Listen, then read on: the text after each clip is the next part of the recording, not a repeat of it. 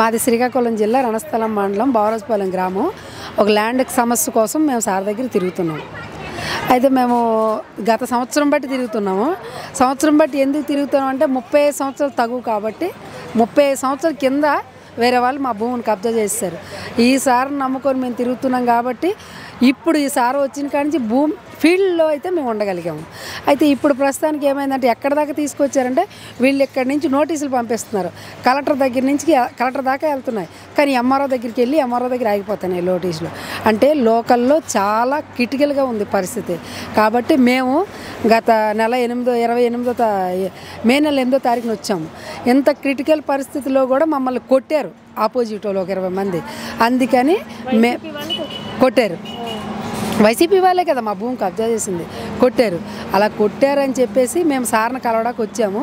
ఇలా వెళ్తుండగా సార్ మమ్మల్ని చూసి మే 8వ తారీఖున మమ్మల్ని లోపలికి పిలిపించి ఓఎస్డీ గారు సార్కి అప్పచెప్పి ఒక గంట ఈ ట్రీట్ ఎవరికి జరుగుతుందో లేదో మాకు తెలియదు, కానీ మాకు జరిగింది.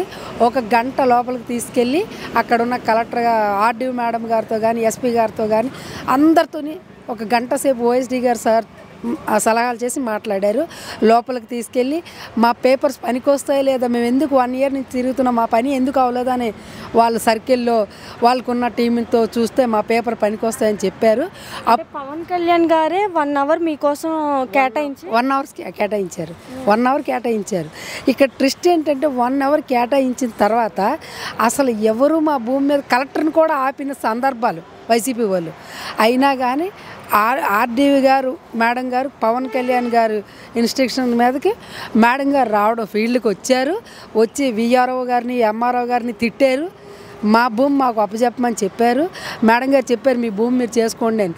ఇలా చేసుకుంటే ఇలా కొట్టేస్తున్నారు, పైన సార్ ఉన్నారు కాబట్టి మేము ఇక్కడ నిలబడగానే లేతపడి చంపేస్తారు మమ్మల్ని.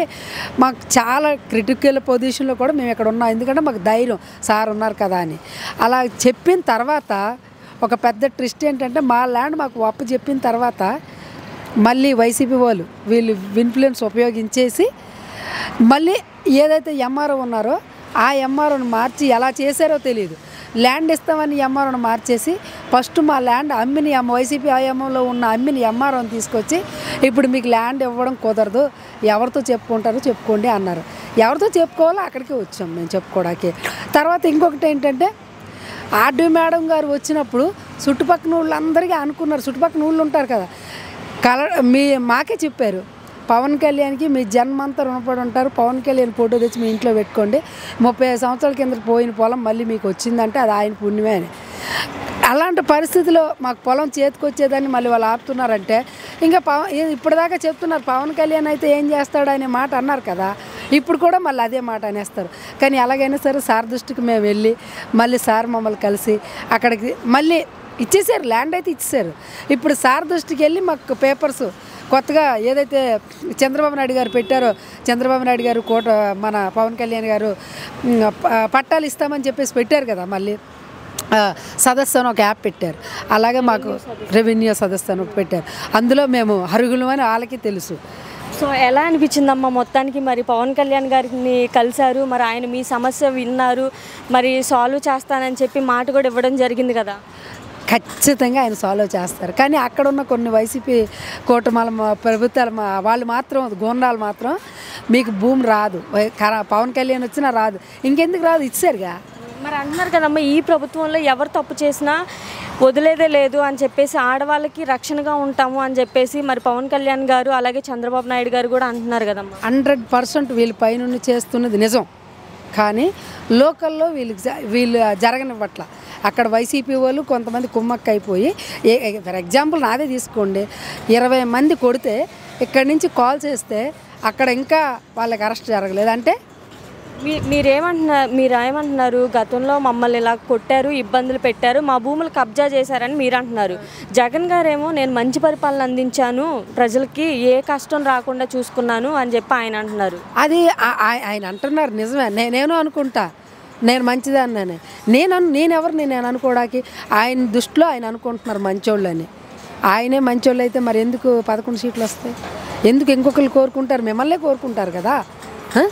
మీ అసలు ఒకటి చెప్పనండి, జగన్ గారు అంటే వ్యక్తిగతంగా నాకేం కక్ష లేదు, ఏం లేదు, కానీ 35 సంవత్సరాలుగా మేము పోరాడుతున్న భూమి కోర్టులో ఉంది, ఆ భూమి అలాగే ఉంది. జగన్ ప్రభుత్వం వచ్చినాక మా భూమి అమ్మకం జరిగింది. అది ఎలా జరిగింది? 35 ఇయర్స్ అంటే ఎవ్రీ ఇయర్స్లో కొన్ని రూల్స్ వస్తాయి రెవెన్యూ అధికారుల్లో. మరి మా భూమి కోర్టులో ఉంటుండగా అమ్మకం ఎలా జరిగింది? ఇదేం పరిపాలన ఇది? మరి వాళ్ళ నాన్నగారు చేసినప్పుడు కూడా ఇలా జరగలేదా? చంద్రబాబు నాయుడు చేసినప్పుడు కూడా మా భూమి అమ్మకం జరగలేదా? ఈ ప్రభుత్వం వచ్చాకే మొత్తం నాశనం చేసింది. లా అండ్ ఆర్డర్ కూడా మేము ఉన్నప్పుడే పర్ఫెక్ట్గా ఉందని ఆయన అంటున్నారు కదా.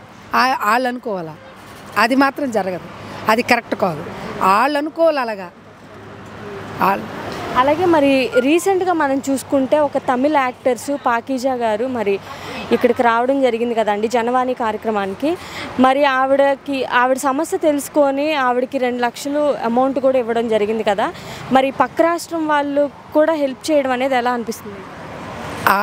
పవన్ కళ్యాణ్ గారి దృష్టికి తమిళనాడు వాళ్ళు, ఆంధ్ర వాళ్ళు, తెలంగాణ వాళ్ళు ఆయనకి అవన్నీ అవసరం లేదు. ఆయన అసలు నిజం చెప్పాలంటే ఆయన మనిషే కాదు, ఒక దేవుడిగా పూజించుకుంటాం మనం. చాలామంది ఇప్పుడు చిన్నప్పుడు కుర్రోళ్ళంతా నేను కూడా ఫ్యాన్స్ అంటారు.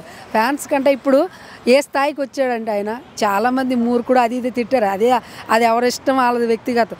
ఏ స్థాయికి వచ్చాడంటే ఒక ముసలమ్మ కూడా ఆయన్ని ప్రేమిస్తుంది, ఒక చిన్నపిల్లలు కూడా ఆయన ప్రేమిస్తున్నారు. ముసలమ్మకి ఏమి అవసరం ఫ్యాన్స్ అవన్నీ? ఆయన ఎవరికైనా హెల్ప్ చేస్తారు. ప్రభుత్వంలోకి వచ్చాడు కాబట్టి జనాలకు తెలుస్తుంది ఆయన హెల్ప్ చేస్తారు. ప్రభుత్వంలో రాకముందు ఆయన ఎంతోమందికి హెల్ప్ చేశారు. ఆయన హెల్ప్ చేస్తారండి, ఆయన దేవుడు అండి. ఇందులో జగన్ ఆయనతో పోల్చుకున్నా ఇంకెవరు ఆయనతో పోల్చుకున్నా ఇది కాదు కథ. నేనే చెప్తానండి, ఇది అంతా ఎందుకు.